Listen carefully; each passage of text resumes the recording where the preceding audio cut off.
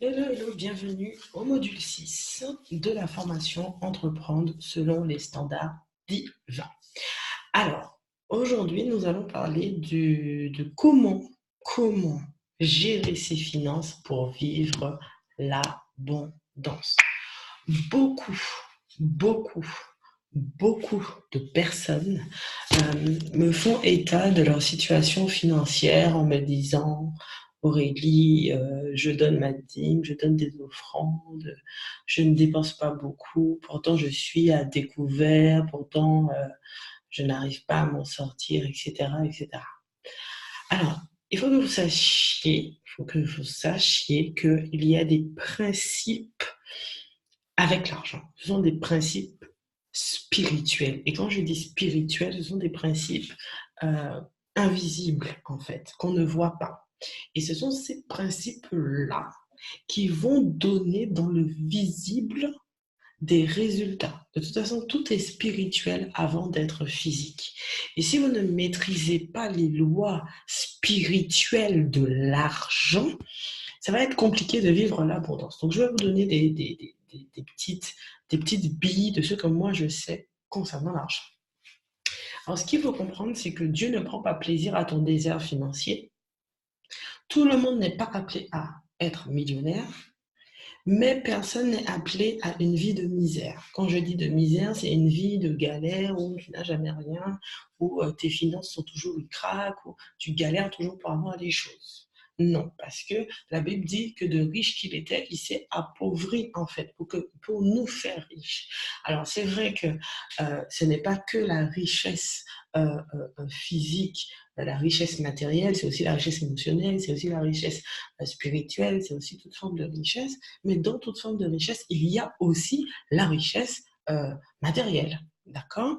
Et cette richesse matérielle-là, elle n'a rien de mauvaise. Comme je dis, l'argent n'est pas mauvais. C'est l'émotion qu'on a, l'émotionnel qu'on met sur l'argent qui est mauvais. Et ce sont les sentiments qu'on met sur l'argent qui sont mauvais. Alors, ce qu'il faut comprendre, c'est que si vous voulez construire l'Empire State Building, la première chose que vous devez faire, c'est de creuser un énorme trou et bâtir une fondation solide. Vous voyez l'Empire State Building, il est là. C'est un immeuble gigantesque qui se trouve sur la 5e avenue à New York.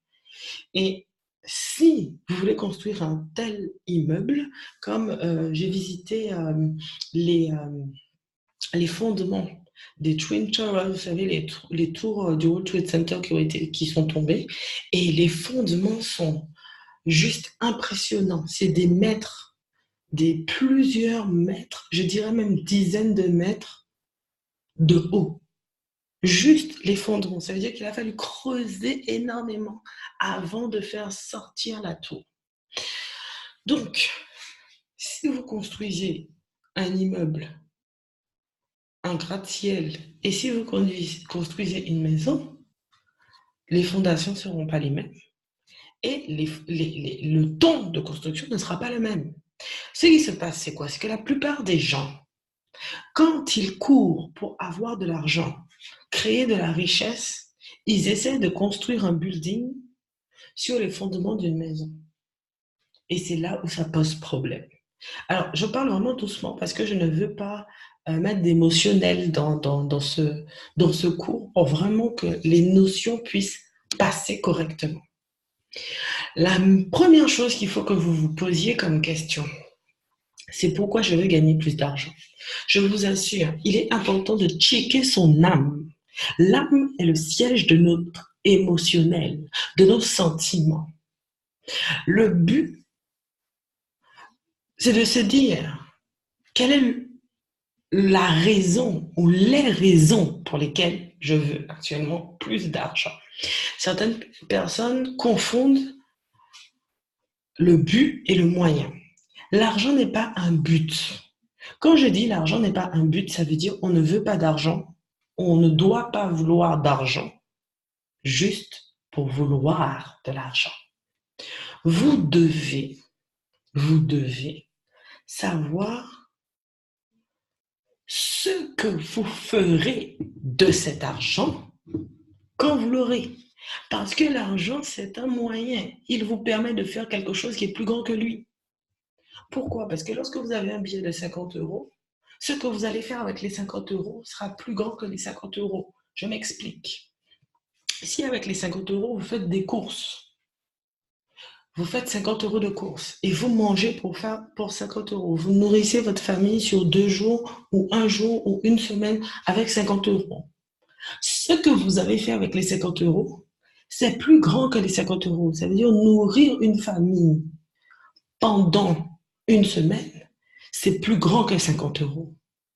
Vous voyez ce que je veux dire?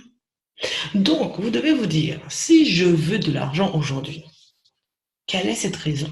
Si demain vous avez 10 000 euros, 20 000, 100 000, 10 millions sur votre compte, qu'allez-vous faire de cet argent? Donc, posez-vous les questions. Pourquoi je veux avoir plus d'argent? Quel est le but final? Qu'est-ce que je vais faire? Parce que je vous ai dit, l'argent n'est pas un but. On ne doit pas vouloir de l'argent pour vouloir de l'argent. On veut de l'argent pour faire quelque chose. Cet argent va vous servir à quoi? Et votre programmation est laquelle? Quand je dis votre programmation est laquelle, ça veut dire quoi? Vous savez, lorsque l'on était enfant, c'est quelque chose qu'on nous apprend souvent, notre âme a épongé des comportements. Et ces comportements-là, on les répète. Et avec l'argent, on les répète aussi. Il y a de fortes chances que si vos parents étaient à découvert, vous soyez à découvert. Il y a de fortes chances que si vos parents étaient ric-rac à la fin du mois, vous le soyez aussi. Il y a de fortes chances que si vos parents étaient modestes, vous le soyez. Mais ce n'est pas une fin en soi, ce n'est pas une condamnation, parce qu'il n'y a plus de condamnation pour ceux qui sont en Jésus, la Bible le dit. Ça veut dire que vous avez la possibilité en Christ de sortir de cette programmation, parce que c'est une programmation que vous avez reçue. Aujourd'hui, dites-vous, comment mes parents faisaient avec l'argent? Quel était le rapport qu'ils avaient avec l'argent?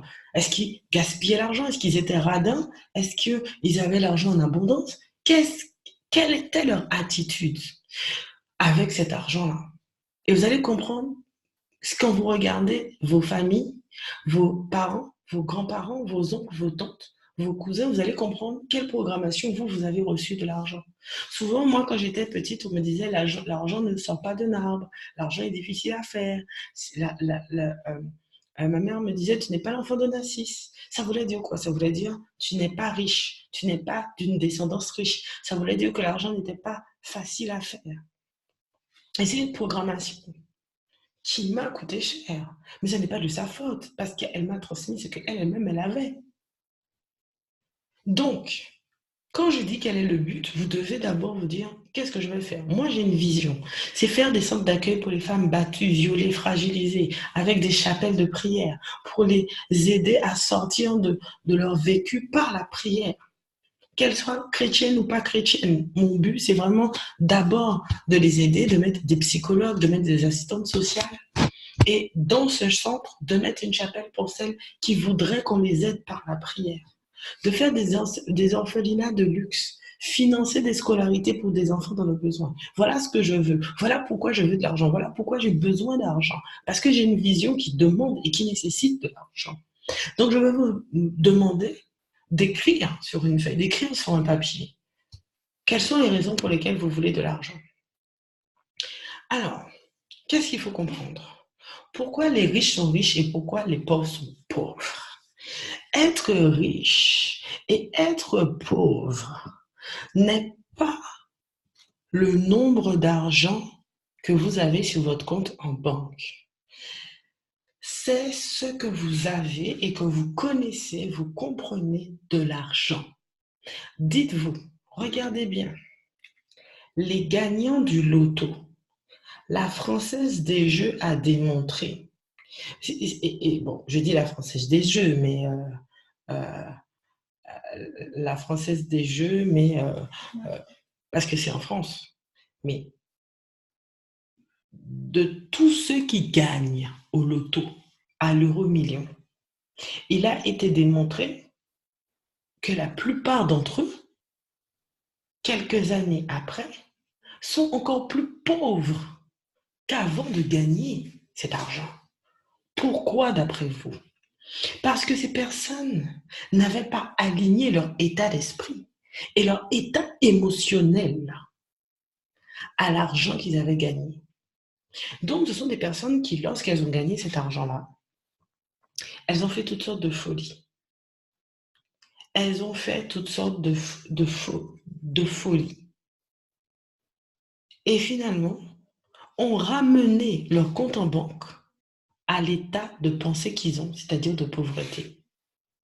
Et quand on parle d'esprit de pauvreté, quand on parle d'esprit de pauvreté, quand on parle d'esprit de pauvreté, ce n'est pas forcément, vous savez, des fois on voit des démons partout, et c'est un démon, etc. C'est un système de pensée, en fait. C'est un système de pensée. La plupart des gens ont un système de pensée de pauvres, c'est-à-dire de dépenses. Ils vont dépenser. À chaque fois qu'ils ont gagné quelque chose, ils vont dépenser. À chaque fois qu'ils ont de l'argent, ils vont dépenser.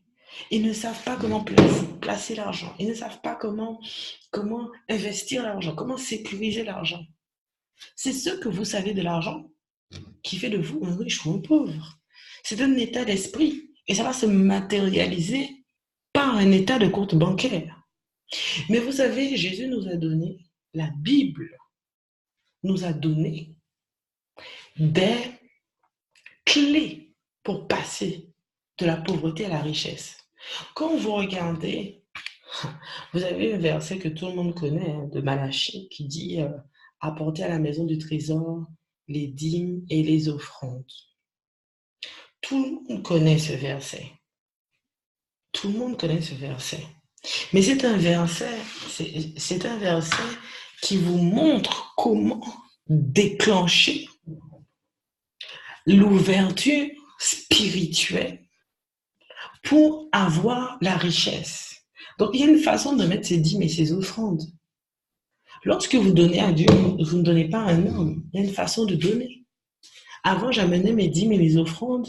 Alors, peut-être que certains vont me dire, moi, chez nous, on ne donne pas les dîmes, chez nous, on ne donne pas les offrandes. Moi, je veux parler selon mon expérience. Moi, j'ai fait l'expérience qu'à chaque fois que je donnais mes dîmes et mes offrandes, Dieu ouvrait des portes. Que ce soit des partenariats, des contrats, etc., de la créativité. Il y avait quelque chose qui venait dans ma vie, il y avait un transfert.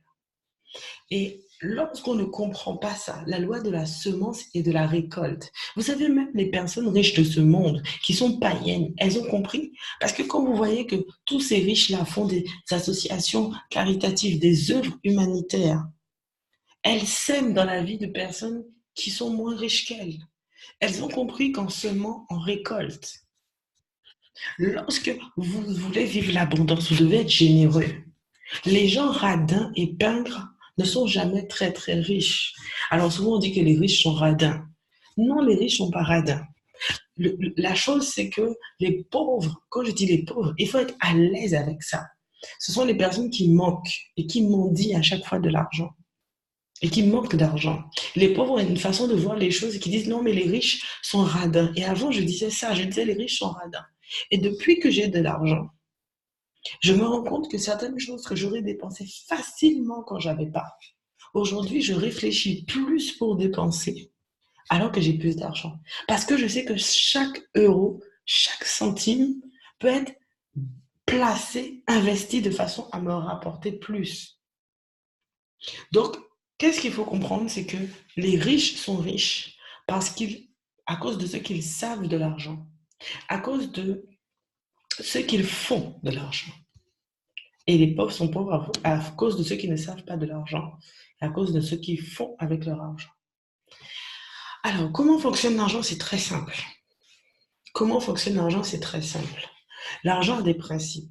J'étais partie une fois dans un séminaire et un pasteur disait, l'un des signes qui montre que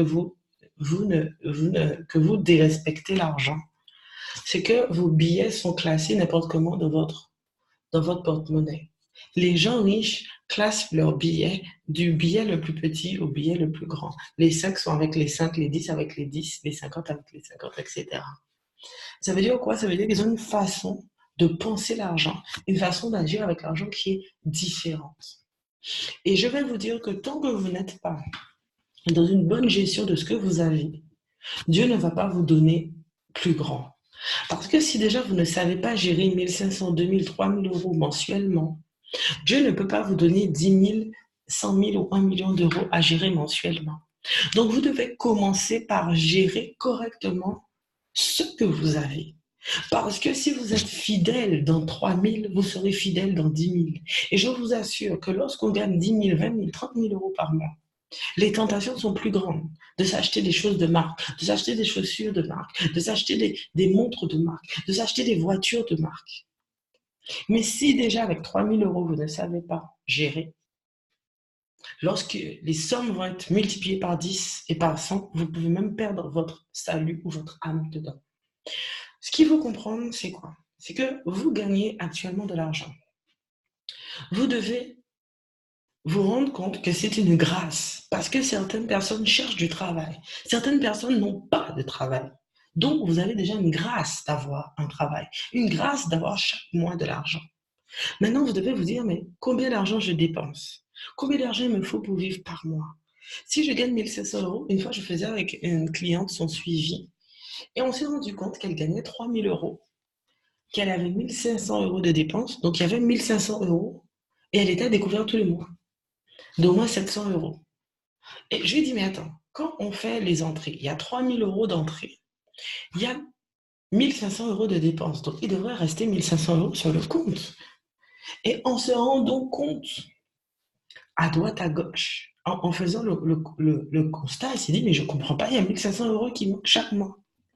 Et elle a fait les comptes, elle s'est rendue compte que ces 1500 euros-là passaient dans des choses futiles, dans des choses complètement futiles.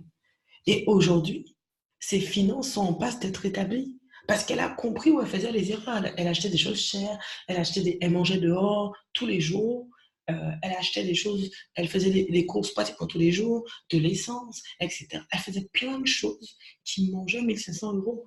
Et elle s'en est rendue compte, elle s'est dit, mais attends, l'argent que je dépense, 15 euros, 20 euros par jour, 30 euros, 40 euros, ça fait qu'à la fin du mois, j'ai dépensé 1500 euros. C'est énorme.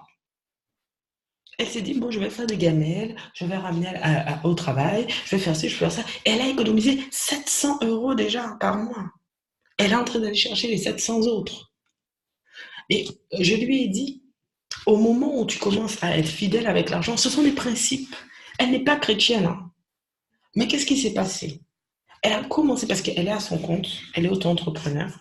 Quand elle a commencé à faire ça, des contrats commencent à venir de part et d'autre qu'elle n'avait pas avant. Et je lui ai dit, tu vois, parce que tu respectes l'argent que tu as, parce que tu organises l'argent que tu as. C'est comme si l'univers se met en ordre pour pouvoir t'envoyer plus. Faites attention à vos finances. Si vous êtes chef d'entreprise ou que vous voulez le devenir, vos comptes pro ne doivent pas être vos comptes perso. Vous devez avoir des comptes séparés. Vous ne devez pas aller piocher dans votre compte pro pour aller mettre dans le perso pour aller mettre dans le pro. Attention, attention. Il y a un danger. Regardez, Bill Gates a dit quelque chose. Si vous êtes né pauvre, ce n'est pas de votre faute. En revanche, si vous mourrez pauvre, c'est votre erreur. Regardez ici cet iceberg. Vous voyez l'iceberg, on voit à peu près 20% de l'iceberg. Et vous voyez comment déjà l'iceberg est gros. Quand on le voit, on se dit, waouh, ça a l'air gigantesque. Mais sous l'iceberg, regardez tout ce qui n'est pas vu. Tout ce qui n'est pas vu. Et ça, c'est quoi? Ce sont vos pensées, votre émotionnel, vos croyances sur l'argent, votre état d'âme, l'état de votre âme concernant l'argent, l'esprit de pauvreté, c'est-à-dire le système de pensée qui vous limite vos connaissances sur l'argent. Et le résultat, c'est ce qu'on voit ici, c'est votre porte-monnaie, vos comptes, vos finances.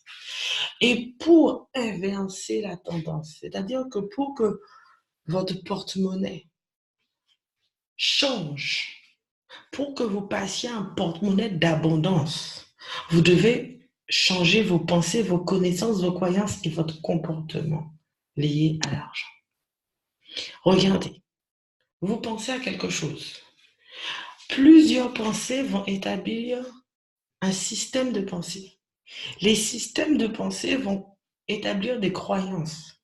Ces croyances-là vont vous faire poser des actes. Et ces actes ou actions-là vont vous donner des résultats.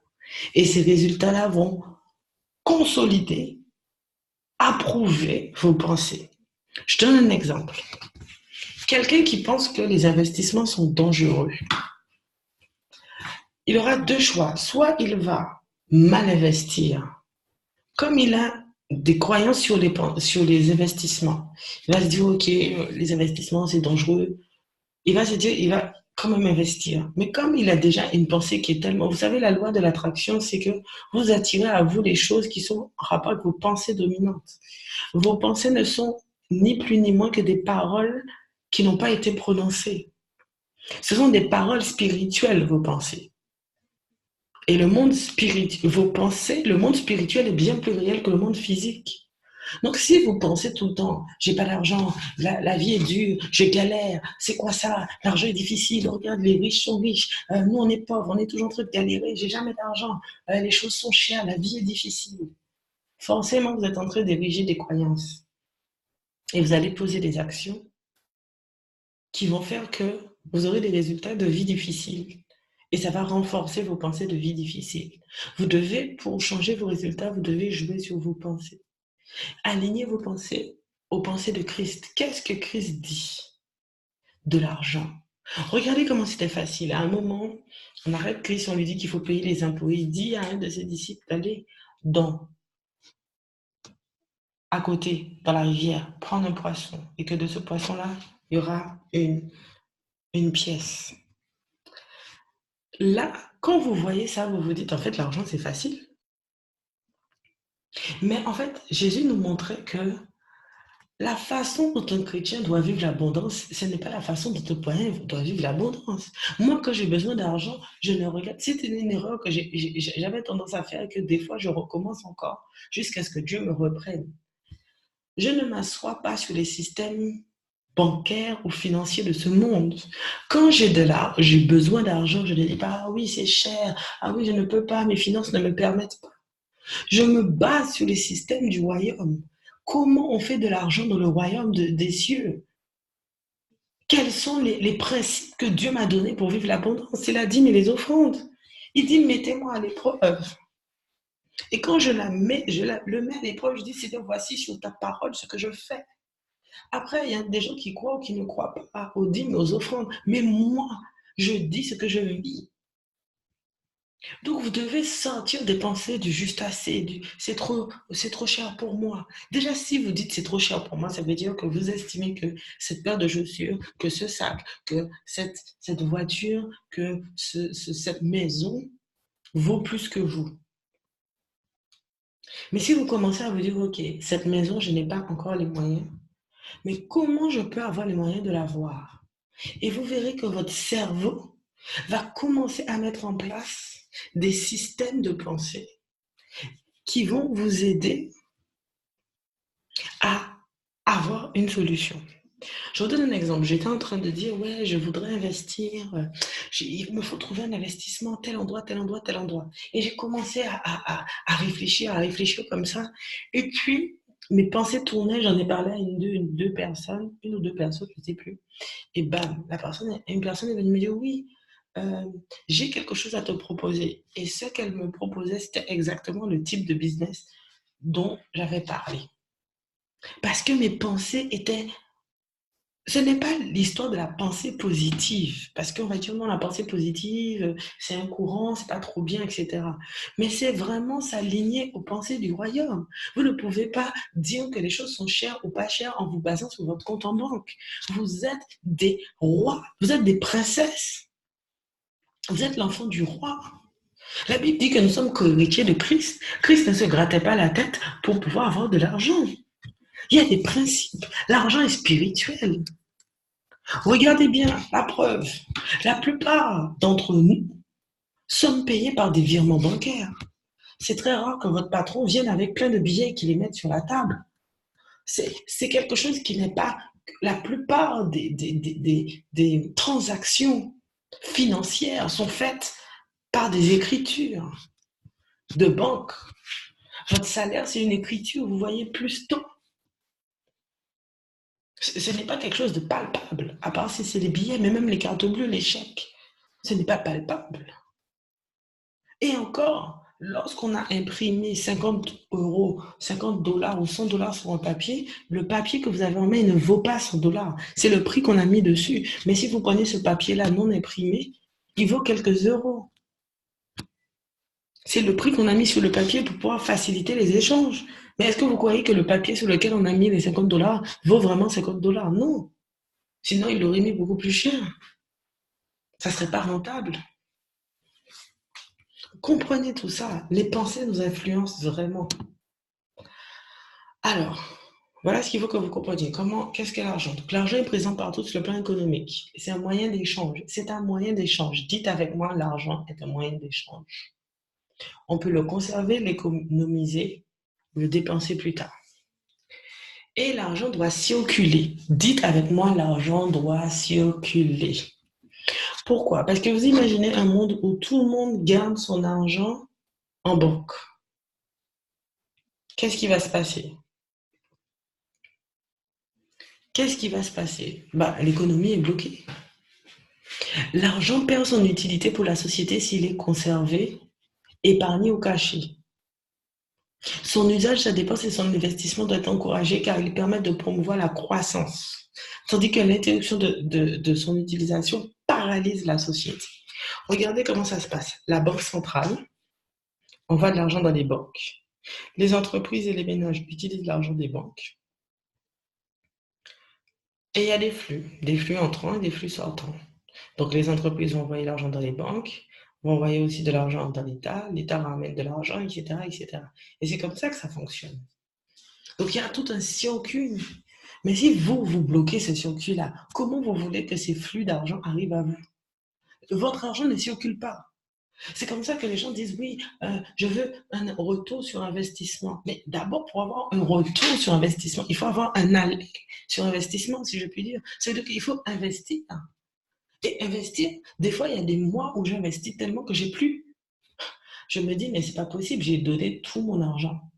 Mais 2 ou 3 mois après, l'argent revient fois 10, fois 100. Et souvent, c'est fois 10, fois 100. Mais il y a des mois où j'investis tellement que je me pose la question de savoir est-ce que ce que je fais là, c'est sage. Et c'est ça, l'argent doit circuler. Si votre argent est épargné à un côté, dans un endroit, ou si il est dépensé dans des passifs, ça aussi c'est une autre chose. Comment vous allez faire? Regardez-moi ces chiffres. Regardez-moi ces chiffres. Vous avez ici un rond. On va prendre ce rond-là comme une pizza. Si vous prenez ce rond-là, vous le coupez en deux. Vous avez 51, donc 51%, donc plus de la moitié, un peu plus de la moitié. Ça, ce rond-là, ce cercle bleu-là, il représente les richesses mondiales. 51% des richesses mondiales, donc plus de la moitié, sont détenues par 1% des personnes. 1%, ce sont les milliardaires. Donc ça veut dire que si vous prenez une pizza, vous vous séparez en deux, la moitié de la pizza va à 1% des gens. Et puis vous avez ensuite 38%, donc c'est la partie entre les deux bleus là, ici, qui va à 10%. Et puis cette partie-là est détenue, la plus petite partie est détenue par 90% des personnes. Donc 11% des richesses sont détenues par 90% des personnes. C'est pour ça que les gens se battent. C'est pour ça que les personnes riches n'ont pas la même façon de penser, parce qu'ils savent qu'il y a de l'argent pour tout le monde. Ils sont 1% avant 51% des richesses. Ils sont 38% avant 10% des richesses. Ils ne vont pas se battre, parce qu'il y a 90% des gens qui se battent pour 11%. Et c'est là où vous devez changer votre mindset. Pourquoi, d'après vous, 51% des richesses sont à 1% des gens? Parce que c'est leur connaissance et leur compréhension de l'argent qui est différente. C'est tout. Ils savent plus de choses que les 90 qui sont ici.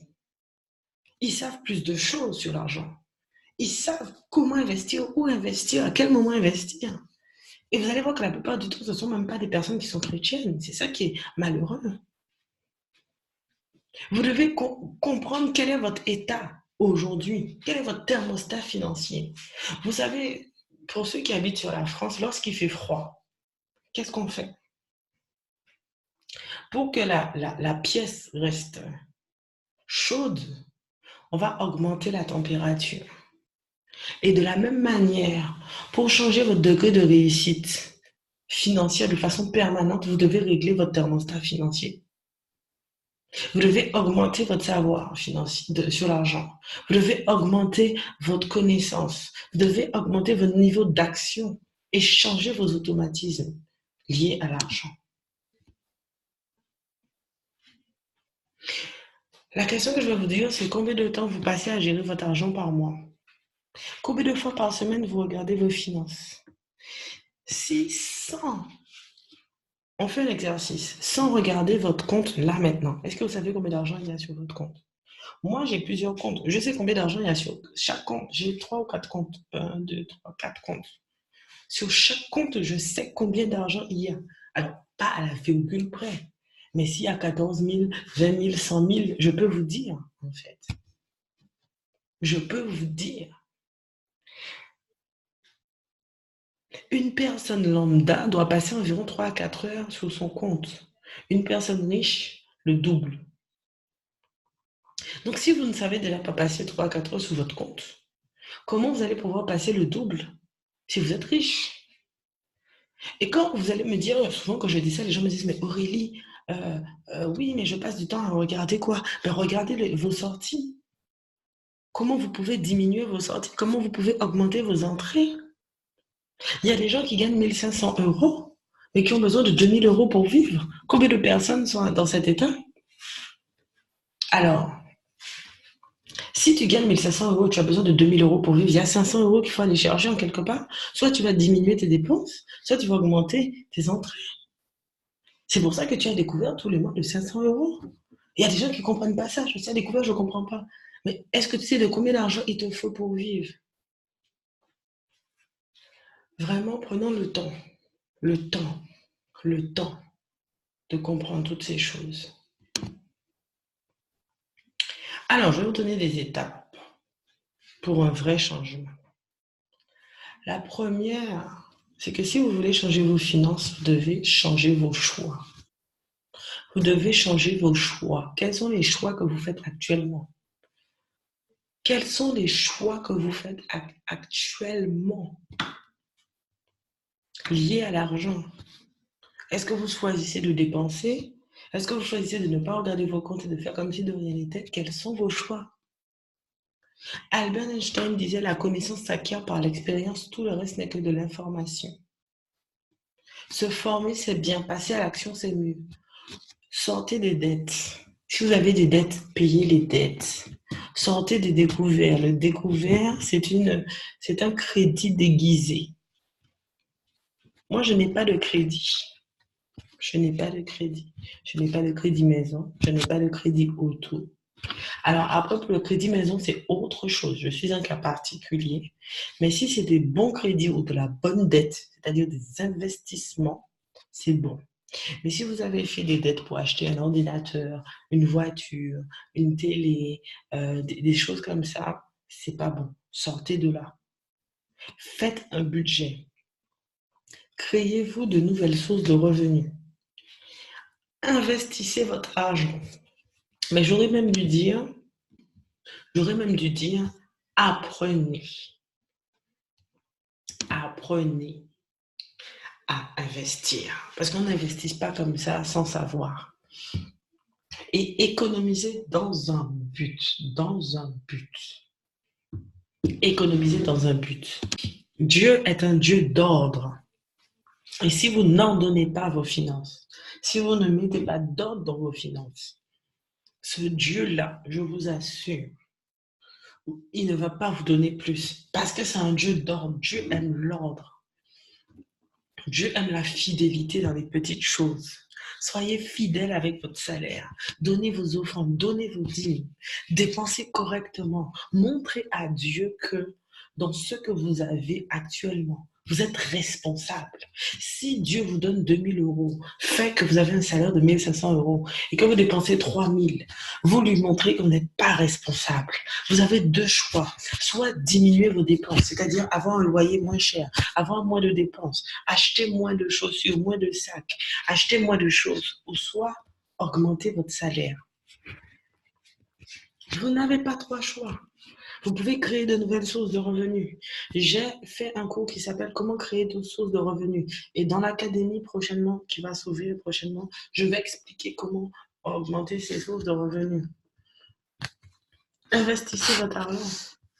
3, c'est l'esprit. Votre esprit est votre premier actif ou votre premier passif. Changez vos pensées. Si vous continuez, dès que vous avez une pensée négative sur l'argent, remplacez-la par une bonne.